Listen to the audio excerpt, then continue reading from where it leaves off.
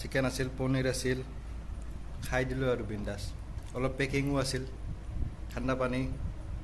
তাৰপিছত এতিয়া ৰুমৰ ভিতৰতে আছোঁ বিন্দাছ। চবফালে আৰ্মি আছে, বাহিৰত মানে ভিডিঅ' কৰিব নোৱাৰোঁ, সেইকাৰণে আৰু ৰুমৰ ভিতৰতে খাই আছোঁ আৰু সেইখিনি লাষ্ট টাইমত মনত পৰিল অলপমান ভিডিঅ' বনাওঁ, সেইকাৰণে বনালোঁ আৰু। কালি ৰাতিপুৱা ইয়াৰ পৰা অলপ আৰু মেৰাটোত যাম আৰু ডাইৰেক্ট মেৰাটোৰ পৰা দিল্লী। ঠিক আছে, ৰাতিপুৱা আমি ওলালোঁ, মই ওলাই আছোঁ। তলত যাই লওঁ, চাওঁ কি ৰকম চাৰে কেইটা বজাত আহে, গুচি যাম আৰু। ঠিক আছে। ৰাতিপুৱা ময়ূৰ পক্ষীটো এনেকৈ আটা পৰি আছিল, আটা পৰি থাকোঁতে বাহিৰত ওলাই চাওঁ যে ময়ূৰ পক্ষীহে হয়। যিটো আগে এতিয়া আৰু গাড়ীও আহি পালে।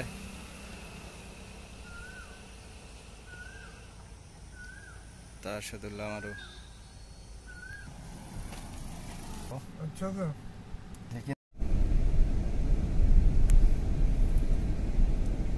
ये जगह भी अच्छा ही लग रहा है, दिल्ली के जैसा ही लग रहा है। बहुत बड़ा बना दिया। हाँ। Exit the roundabout onto VIP Road.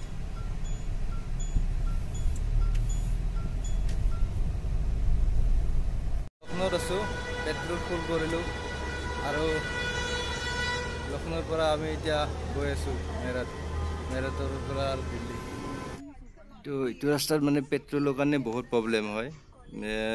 চব পেট্ৰল পাম্প চালোঁ, লক্ষ্ণৌতে আছে চব, হাইৱেটোত নাই। তাৰপিছত ইয়াতে ফুল কৰি ল'লোঁ আৰু আমি যদি যিখিনি তেল আছিল সেইখিনি তেলেদি আমি যদি ওলালোঁ হয় হাইৱেটোত, আৰু তাৰমানে ৰাস্তাতে তেল শেষ হৈ গ'ল হয়, পেট্ৰল পাম্প নাই।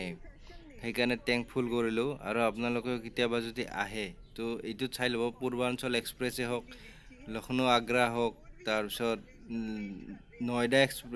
নয়ডা হওক, কিন্তু ইয়াত মানে পেট্ৰল পাম্প নাই। হাইৱেকেইটা বহুত ওখ, সেইকাৰণে পেট্ৰল পাম্প ওচৰত নাইয়ে।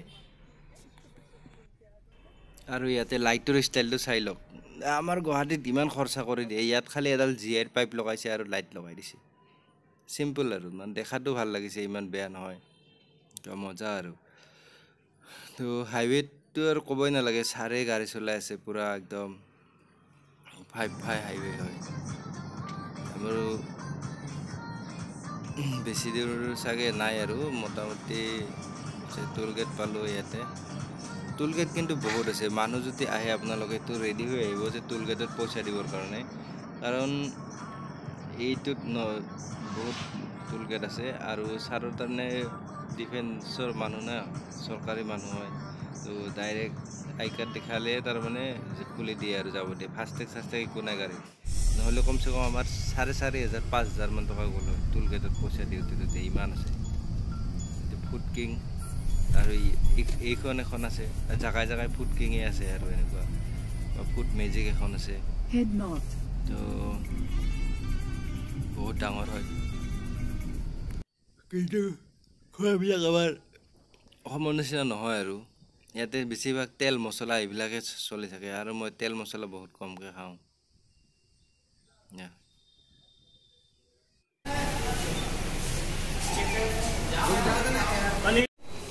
চেণ্ডউইচ লৈ ল'লোঁ খাবৰ কাৰণে।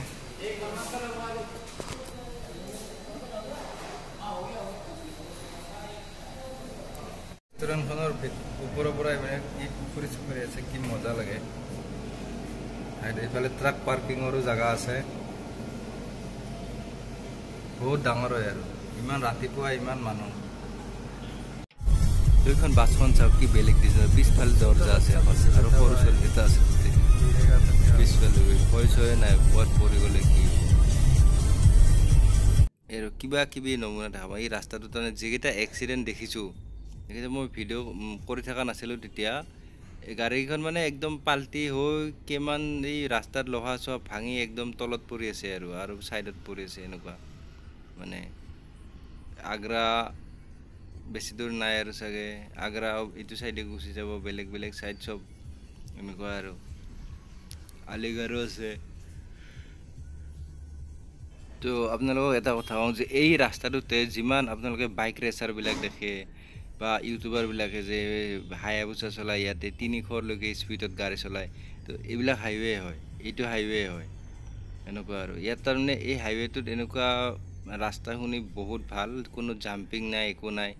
তাৰমানে গাড়ীটো 300 স্পীডত চলাব পাৰিব, কিন্তু এইটোত কাৰৰ কাৰণে হয় 100, মানে 100ত গ'লে একো কেছ নাই আৰু ইয়াতে যাব পাৰে আপুনি। আৰু 100 মানে কিমান 120ৰ তলতে যাই থাকে গাড়ী। আৰু এইখন XUV হ'লে কি হ'ব, স্পীড বহুত আছে, কিন্তু 120ৰ ওপৰত গ'লে ছিগনেল মাৰি থাকে। সেইকাৰণে গাড়ীখন তাৰমানে ইমান হাইৱেত চলালে মানে বেছি স্পীডত চলাব নোৱাৰে। আৰু 120টো তাৰমানে নৰ্মেলি হৈ যায় আৰু এইখন গাড়ীৰ কাৰণে একোৱে যেনে নালাগে 120ত গৈ থাকিলে এনেকুৱা।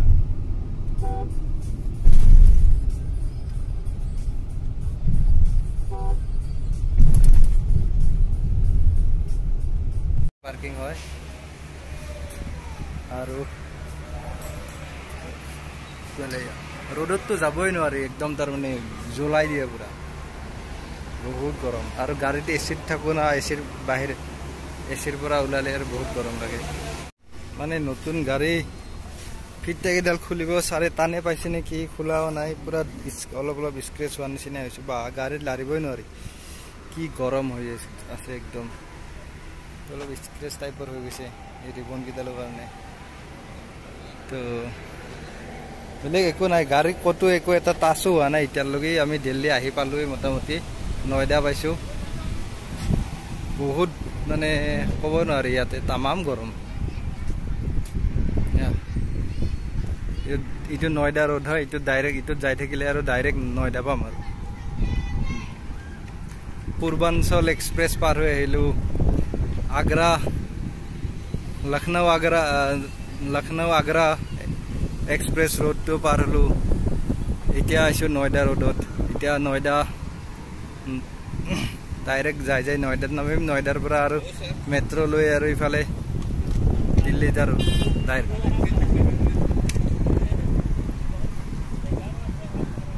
নয়ডা মানে দিল্লীয়ে হয়, দিল্লীখন নয়ডাতে পৰে।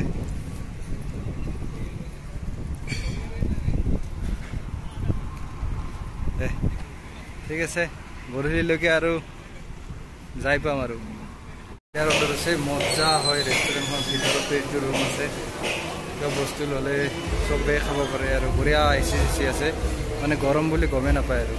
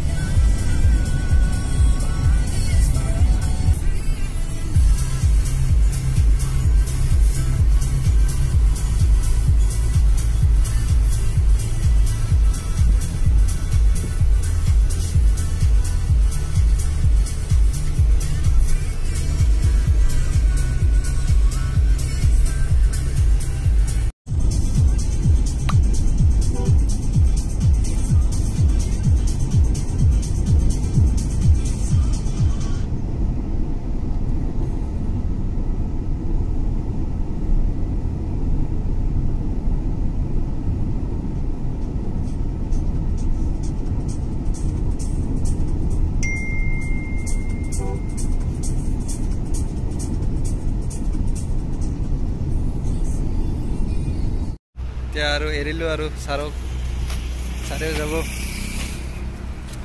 একবাৰ ইধৰ ভি দেখ কে যাইয়ে। Bye bye bye sir. Sir গ'ল।